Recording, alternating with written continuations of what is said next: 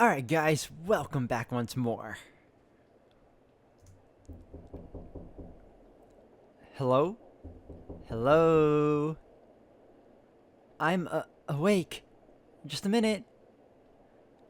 I stepped out of bed and hastily made it back up as quickly as I could. Dropping to my knees, I looked underneath the wooden frame for the night clothes Moira had mentioned. They weren't hard to find. It was spotless under the bed save for a neatly folded gown. I retrieved it and slipped it over my head. It was a little big for me, but it did the trick. Are you decent? I'm coming. Sorry, just had to find a nightgown. I opened the door to greet her. She had a pleasant expression on her face and looked slightly more together than when I saw her in the chapel. She had droopy eyelids and a serene aura about her, except for the fact that she was dripping wet. Moira asked me to bring you some mint, so I brought you some. Are you feeling better? Yes, actually.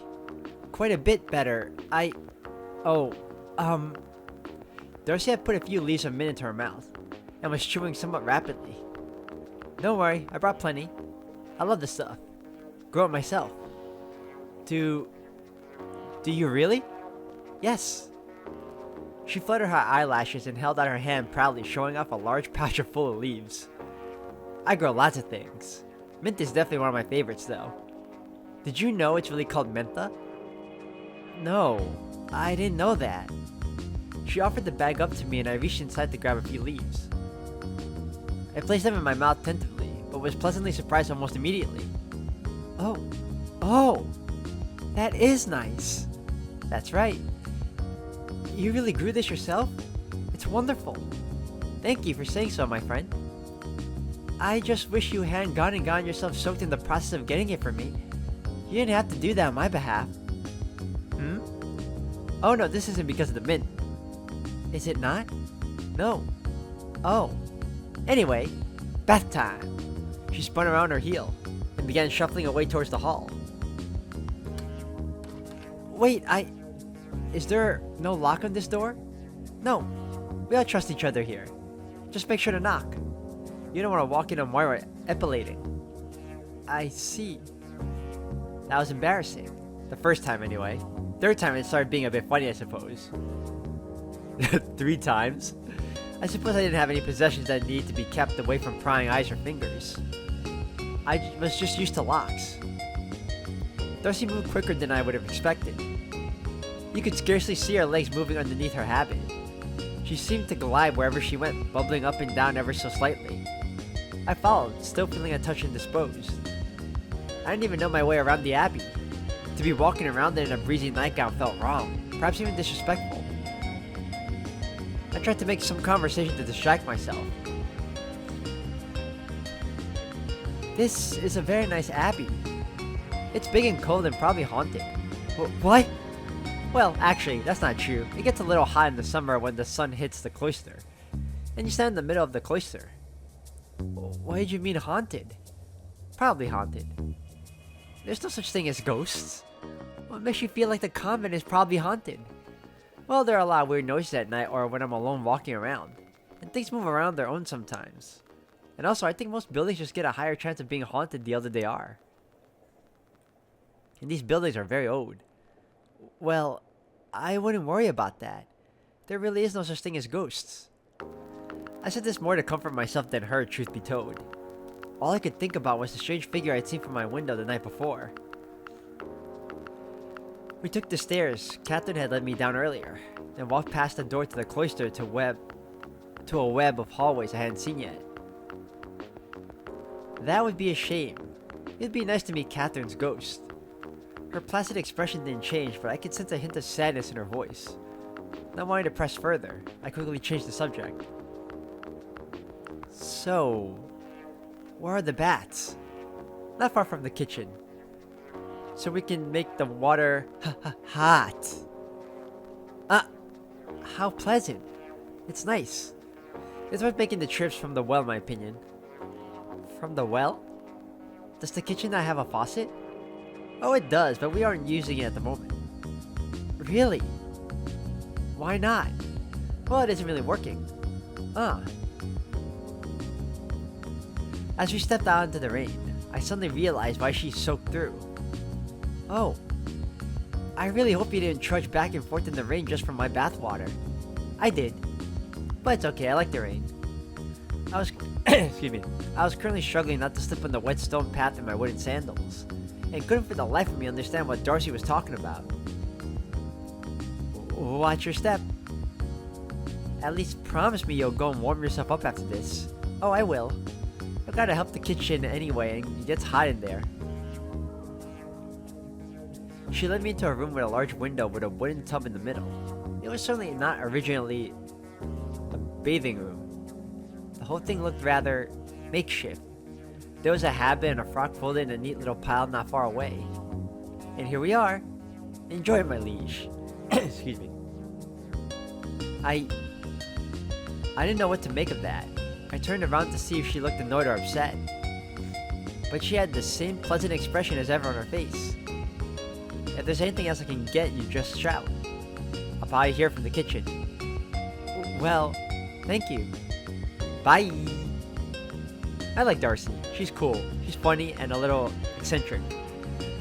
Darcy fluttered her eyelashes and broadened her grin before spinning around to scoot back outside. Into the rain, closing the door behind her gently. Oh, that music changed so quick. Oh, excuse me, by the way, guys. I have like a little sniffle here and there, so hopefully it doesn't bother you guys. Feeling miserable once more, I shrugged off the nightgown and removed my veil and strode over to the tub. The water was quite warm, and some pleasant-smelling leaves were floating on the surface. I took a good long look at myself reflected in the water. Horrible. I was pale and small, but any movement of my torso revealed ugly creases of flesh that made me wince. My nose was bent. I had spindly fingers. My eyes were dull and had bags underneath. My hair had been growing almost unhindered since taking my vows, save for an uneven line where I made sure to cut my bangs, to keep them from creeping out under the veil and making my forehead itchy. All in all, I was a sad little creature. But Thespa I was not. With a weary sigh, I stepped into the tub. The warmth was quite unlike anything else I've ever felt. As I lowered myself into the water completely, I could feel my muscles relaxing, a tingling sensation all over as if the stress of the day was being washed away along with the dirt. Unfortunately, the relaxing effects didn't extend to my head. Ever since the superior had knocked on my door, I felt as if my thoughts had to squeeze through a narrow tube one at a time. I had forgotten each word that made it out of my mouth by the time it was said. I was completely off balance. I even tried sinking my entire head beneath the water to see if it had the same cleansing effect on my mind. No such luck. Raising my head above the water line again, I tried to organize my thoughts as slowly as they came. I had made a complete fool of myself in front of Catherine and Margaret. Well, in front of everyone, actually. I had made Moira and Darcy waste their time attending to me like servants. No wonder Darcy had made that crack about my liege. They were probably all fed up with me already. Holy crap, what the hell is that?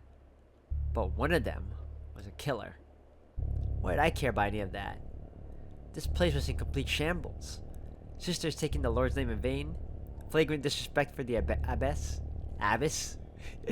Skipping matins. No, in fact, disregard for the liturgy of the hours in full. A total lack of familiarity with basic concepts from scripture and back to freaking fate stay music. Or the proper procedure for Benedictine monastic communities. And murder, that was the top of the list. To hell with all of them. I ducked my head under the water again and exhaled as hard as I could, in a feeble attempt to expel the rage building inside me. It worked somewhat. A feeling of deep embarrassment replaced my anger. I leaned back and stared into the ceiling, ashamed. I tried to push every thought away, both guilt and anger, to try and enjoy the rest of my bath. It was really nice. I wouldn't mind if someone brought the tub in here for me. I might never get out. Say, while I have you here, would you like to hear a different story? It's shorter than my own, don't worry. It won't be too much of a detour. Heh. Oh, that's a weird creature. I'm sure you've heard of it before, but it's one that I've been thinking about too a lot lately. It's a Bible story, of course. You, of course, know of Elijah and Elisha. Elijah ascended to heaven, and Elisha inherited his father's spirit. the fear of God with which he was able to perform miracles and so on and so forth. He could part waters like Moses, and heal blighted lands and rivers. But there's a passage describing a journey to Bethel that amuses me. You know what I'm speaking of, yes?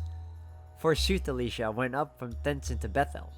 And when he went up by the way, little children went out of the city and scorned him and said, Go up, thou bald one, go up, thou bald one. And when he had beheld, he saw them, and cursed them in the name of the Lord. And 2 bears went out of the forest, and went 42 children of them. Soothly Elisha went from thence into the hill of Carmel, and thence he turned again to Samaria. 42 children torn apart by anger bears at the behest of Elisha. That's rather extreme, isn't it? It's funny. When I was locked in this cell the first time round, I never thought much of this part of the story. But it really is awful to think about, isn't it? Could you imagine being ripped to shreds by a wild beast just for calling a man bald? Only it mustn't be horrible, because God heard Elisha's curse and punished these rude little boys and girls justly. I read that a lot of people question if they really were children. Perhaps in the original Hebrew, the word is a little broader. In Latin, it certainly says children, and we're taught that the text is inerrant.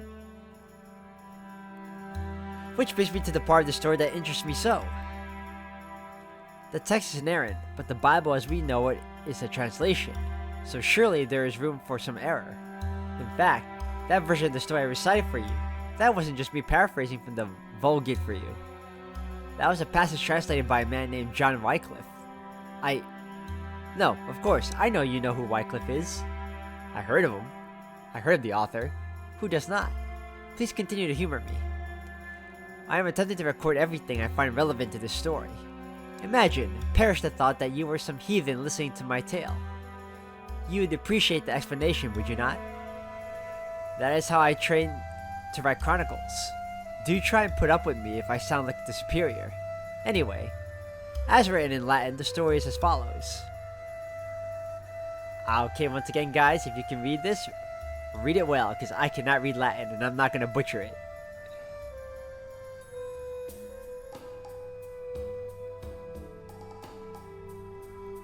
Many years ago, Wycliffe translated the Bible into English.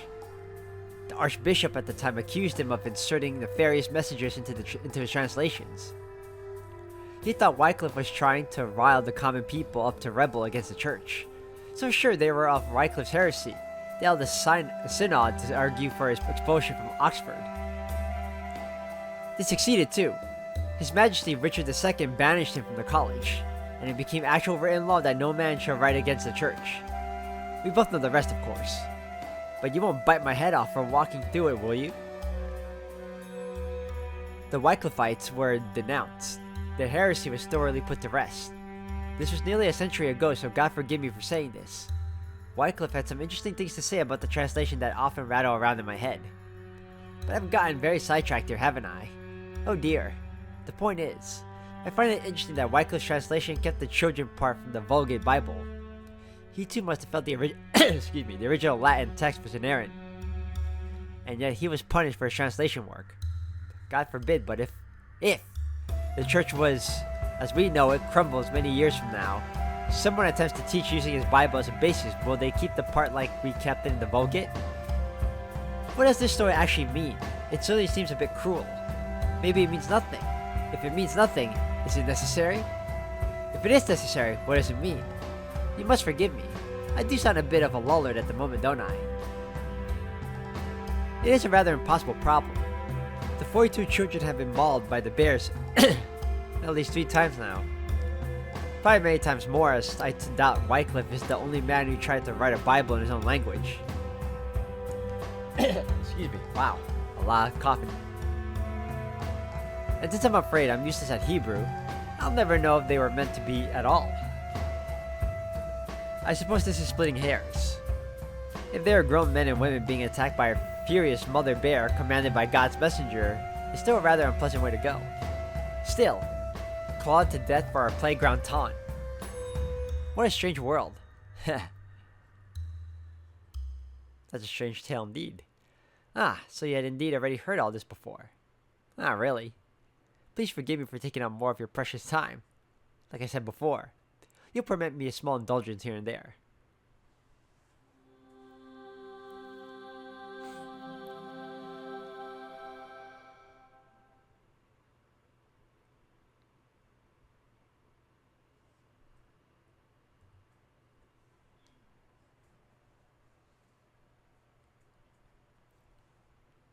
Even if I was not completely refreshed in spirit, the bath certainly did wonders for me physically.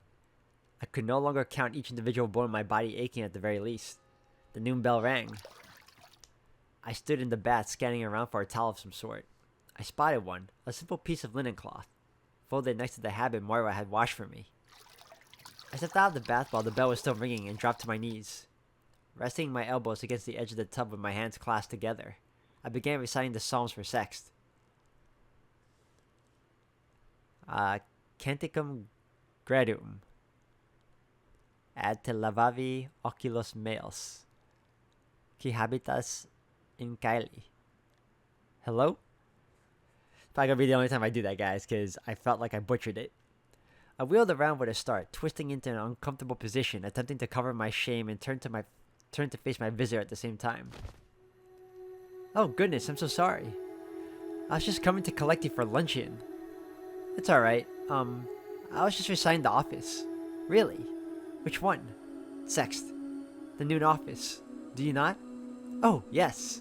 Well, since we break for luncheon at midday, we rolled that one into prime. This was deeply embarrassing for several reasons. I rose to my feet strategically covering myself.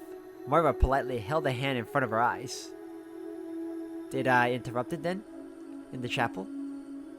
I would never blame you for it in that sense, but I began drying myself off with the towel, pressing it against my hair gently and hastily running it along my body. I must confess that I'm a little behind on all the offices today. I slept through matins as well. Matins? Oh, don't worry yourself about that. We rolled matins into prime as well. What? I flung the towel to the ground in shock, so dismayed I was. Moira, still holding her left hand in front of her face, let out a nervous giggle. It's fairly normal as far as I know. We have morning prayers and evening prayer. If we spent all day following the hours to the letter, we'd never get anything done. Or any sleep at all. Were you really getting up in the middle of the night to pray? Yes. And dropping everything to recite psalms throughout your day? Yes. My goodness, that's so unfair. The superior never told you about how monasteries condense the hours? The bishop didn't either. No? I find it hard to believe, to be perfectly honest. How often do you take communion? Whenever the bishop is here, so every few months or so? This almost knocked me back into the floor. I was used to receiving communion once a season, but I had been under the impression that I had a unique case. My needs differ from the rest of the sisters. I had been in a permanent and all-encompassing relationship with God. These women did not seem to have the same devotion. I finally remembered that I was standing there like a fool and began to put my fresh clothes on. They smelled and felt lovely. Little dried leaves fell out in sleeves and robe as I lifted them. I bent down to pick one of them up after I slid the cloak over my head. Those are from our garden. Aren't they nice? Extremely so. You really didn't recite the hours as written? This isn't, I don't know, a prank? Why would I pull a prank on you? I have no idea. The superior just put the idea in my head, I suppose. At morning prayer. Oh, of course. Flora's the one to watch out for. She's full of youthful vigor. Or Darcy. Or, well, Catherine. Or Margaret. She looked sheepish.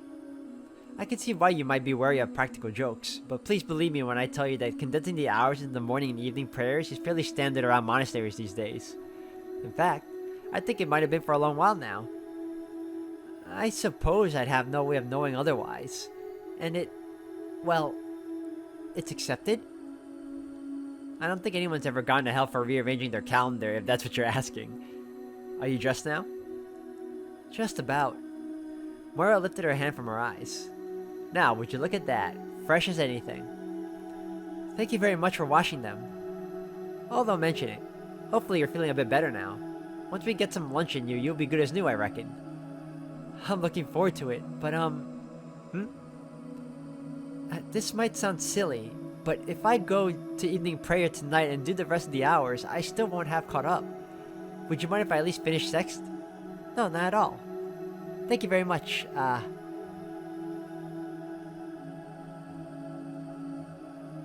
I've never actually prayed for an audience. Would you like me to join you? Yes.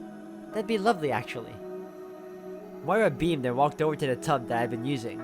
She kneeled as I had been kneeling earlier, and I joined her. The pleasant scent of the leaves in the bath still lingered above the water.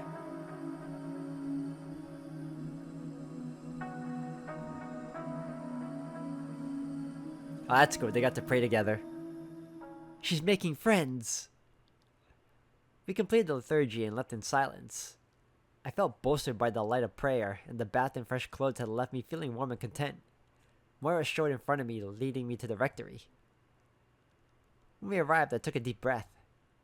Bathing in prayer rejuvenated my body and spirit, but I was still nervous about facing everyone, both because of the harrowing events of the morning, but because of my mission. I hadn't forgotten, I just had no idea how to begin. Well, I mean, you can start by getting to know the sisters. You know, you need to get to know each and every one of them to know their, their personality traits to see if they are who they claim to be. The rectory was a long room with a high ceiling. A large aged table, already laden with plates, ran the length of the room. All the other sisters were there, and Superior was standing at the head of the table, appearing to hold court. Ah, wonderful. Are you feeling any better? For a second there, I thought I was going to hear Phil Collins. Yes, very much so. Moira beamed and gently guided me to the foot of the table where a stool was waiting. Oh, I couldn't. Please sit, so that everyone may be introduced to you, properly this time. This was the last thing I wanted, to be perfectly honest, but I obeyed. You smell nice. Thanks. You have already met Sister Darcy, of course. She tends to the garden and livestock, and is something of an alchemist. I prefer the title Alchevisionist. Of course. Sitting next to her is Eustace. Charmed. Eustace is our sacristan and librarian. We actually have a great many rare books stored here that need to be taken care of. And most importantly, not all of them have been cataloged. I'm sure you and Eustace will get to know each other very well. She will be of great use to you as our new chronicler. This is Sister Flora. She's our youngest oblate. She's 17. I'm 19. Are you really? My goodness, time flies. I wish.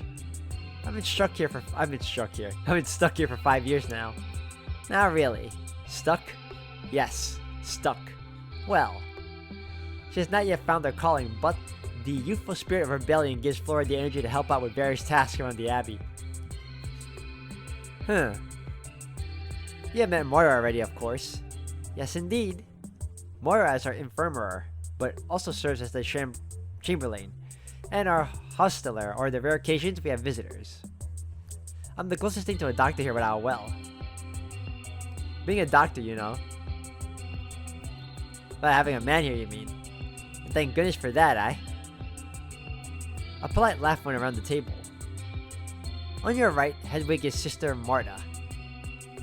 Marta has actually had many roles here, even before I was the prioress. She was the chronicler before our last, and has also been our cantor. You can just say that I'm old. It's no secret. I wouldn't dream of it. You have much wisdom and many surprises left in you, Sister Marta. What do you do nowadays? I try to enjoy what's left of my life, dear. You run the cellars, you mean? I said what I said. And a damn fine job of running the cellar you do, I'll say. This is Sister Charity, who is rather fittingly our head almoner.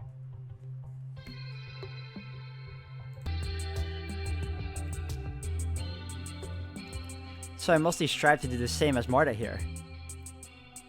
You help in the cellars? I enjoy life. Next is Sister Margaret.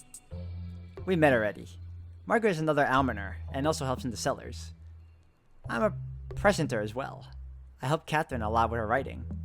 Margaret is very talented. She was also our first foreign oblet. Thank you very much for explaining that on my behalf, Soup. Anyway, it's not completely true. It is completely not true, in fact. Sister Adela. I thought you were born in Spain. I indeed was born in Spain, which is another country. I was born in Spain as well. What I meant was, this should be good. Do you actually know where I was born, Soup? Don't call me that. And of course I do. You're our first oblet from outside. The usual. Here. The typical sphere of people who devote themselves to monastic life. Oh, world of sphere, your reverence. That is so true, Darcy. I'm just a nun doing my little part to spread the faith around the whole globe, which is the entire purpose of being one, or so I'm told. I'm Irish. That's wonderful, Moira. I apologize. I did not mean to offend. I simply meant... No offense taken, Soup. I'm sure Hedwig knew what you meant. Well. Tough act to follow. You have, of course, met Catherine. Her name is spelled with a K, but when speaking we referred to her as Catherine the First. Our old chronicler was called Catherine II. We had a little contest for it, and Catherine II was very gracious in defeat. A crying shame what happened to her. Catherine is our... Come to think of it, Catherine, what is your title? I dabble. I dabble? This is Sister Adela. She was actually our newest oblet, before you decided to join the congregation. That's right. It feels so good to move up a rank. Adela also not really settled into a role yet. Like Flora, she helps out wherever she can. And finally, we have met already. I gulped. I am the prioress. My second in command. Huh. We sat in silence for a moment. I'm from Wales. Thank you, Darcy. Well, now that we're all caught up, everyone's heads bowed instantaneously. I hastily lowered my head as well to join in the hushed whispers. Let us eat. On my plate were 2 thick slices of bread, far thicker than I've ever been given in my cell. There was some kind of boiled meat and a crumbly hunk of white cheese. I glanced around. Everyone was already digging in with their fingers. I followed suit starting with bread. It was light and fluffy with a crisp crust. A finger appeared above my plate suddenly. Duck. What? The meat. It's duck. With herbs. From your garden. That's right. I pinched off a piece and marveled at how juicy it was. I put it in my mouth and was overwhelmed. Wow. I helped. Yeah, you killed the duck. Well, yes. Because you cry if you have to do it. That's right. I raised them and named them and loved them. You really shouldn't do that for starters. Name them? Yes. Or love them. I'm good at names is the thing. That's true. And once I've named something, it's impossible not to love it. What was this duck's name? I'd offer my compliments. If they were still alive anyway. No clue. She doesn't let me tell her which ones are being slaughtered. Hang on, but you'd still... Yeah, she figures it out eventually when she checks in on the animals. Look, it makes sense. How does it make sense, Darcy? I'm gonna be a little sad about it no matter what, but I can't stop it from happening. I can put it off so I'm not sad about it at lunch, which is horrible time to be sad. Does knowing you're going to be sad later not make you sad now? No. Why? Because the duck tastes good. Nobody seems to be able to argue with this logic. This is just also random. That's our Darcy. That's our Darce. Everyone continued eating in silence for a moment. How do you tell the difference between animals? Knowledge. I shuddered involuntarily all of a sudden as I felt a hand beneath the table tapping my knee. I looked over to my right at Marta, who smirked. She tapped my knee again as the others continued their conversation. Is it difficult, killing the ducks? Not really. They're not much of a match for me if I'm being honest. I suppose you have a knife in that situation. I assure you I could easily defeat a duck even without a knife. What about 2 ducks? Absolutely. 3? Again, definitely. I think you're all really overestimating how much damage a duck could do to me. I'm an adult woman. The tapping on my knee continued. She's still smirking, tilted her head down, indicating I should look lower, and saw that she was holding a handful of something. Understanding finally, I held out my hand and she nodded and returned to her meal.